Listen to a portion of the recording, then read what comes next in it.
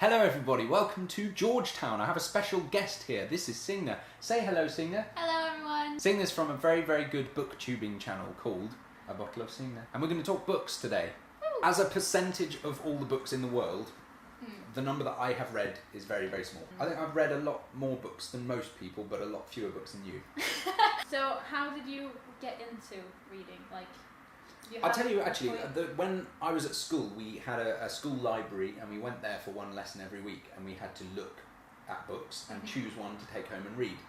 And I would always choose either books about football, because I really liked football, and there were a lot of stories, Roy of the Rovers and and then when all looked black, he suddenly scored the winning goal and all of this kind of stuff, and it was lovely and very childish, but I loved reading them and it got me into the whole narrative thing. I would either choose those or I would choose factual scientific books. They had a lot of animal encyclopedias and things like this in our school library, so I used to take those home and learn about turtles mostly. Cool. When I had to choose stuff for the library, I always chose really easy books that I could read, sort of like the football books, I guess, but about everything and anything. And once I took a wrong book and it was a horror story instead of what I thought it was, so I read it and was terrified and stopped reading for months. Well, they're very good for kids as well, though. If you are of the right disposition, I think. The sort of Goosebumps books I used to read when I was a kid, or Are You Afraid of the Dark? These sorts of things. Yeah, I think we had the same kind of books. Ridiculous horror stories that could never happen, but they still terrify you. Yeah, I was terrified for months. But that's the effect of reading. Yeah. I tell you what, because you create the pictures yourself in your head, a lot of people think it's a lot more effective reading a story than seeing it on film. Have you ever thought about if you have favourite authors or favourite books, that sort of I have thing? a few favourite authors. P.G. Wodehouse is wonderful in every single way. I also like Douglas Adams and that kind of Hitchhiker's Guide to the Galaxy, sort of sci-fi type stuff. I really want to read that, actually. I've never gotten around to it. So lovely. Really read it. I'll tell you what though, actually his other series of books, which are about Dirk Gently, the holistic detective, they're even better, I think. His method is that everything is connected, and so if he wanders around at random doing whatever he feels like, he will eventually stumble across the answer to whatever the mystery is. But I think any author with a good sense of humour and a nice authoritative voice is worth reading. How about Artemis Fowl then? Have you read those? I have. When I was a little younger, Colfer. I read some of them, not all, when I was a lot younger. I don't really remember them very well.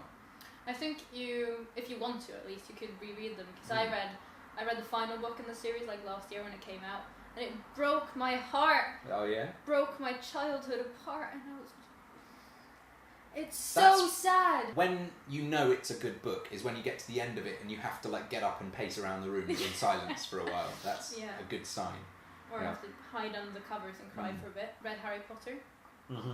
All of them? Yeah, I mean, I'm very proud of the fact that I read the first one before the second one came out.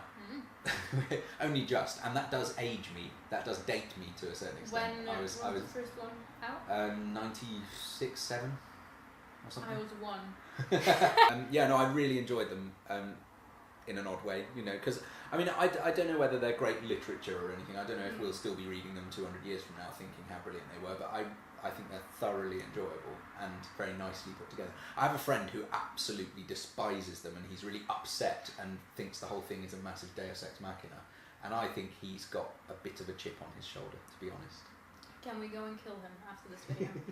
I'm writing a book, actually. What's it about? Not that I've written 5,000 words, which is not too good. That's a good start. If you don't write 5,000, you can't write 10,000. That's very true. That's a proverb right there. It's really stupid because it sounds like my own story when I say it. But it's about a girl who is 18, 19 probably, and she wants to be championship in swimming, and about how her parents really push her and she has to do well in school and with friends and blah blah blah, all this contemporary stuff that you have to do. Well, that sounds like a lot of fun. I think it's frowned upon writing autobiographical novels, but I don't see why. What do you think? Do you think there's anything in this idea that everyone has one good novel in them? I do, yeah. I think it's a really good theory because not everyone can write, obviously, but everyone can tell stories in some way. And everyone has a story. Everyone has a story, and people have personal experiences that they can use to teach other people lessons. So for instance, for me, I never really like drunk alcohol or gotten drunk or anything like that. I've never tried drugs, like anything at all, which sounds really weird for every other teenager at this time, because I don't know, everyone. I think does you're it. probably winning. To be honest. Go on, yeah. So for me, in this book, I really want to have that as a point that like drinking alcohol might not be the solution to every teenager's problems or whatever. Mm-hmm. So does your character turn to drink, or does she deliberately definitely not? What's your approach? Well, because swimmers have a really like strict contract with their coach, so if they do anything wrong, then the coach can just be like, fine, you're out.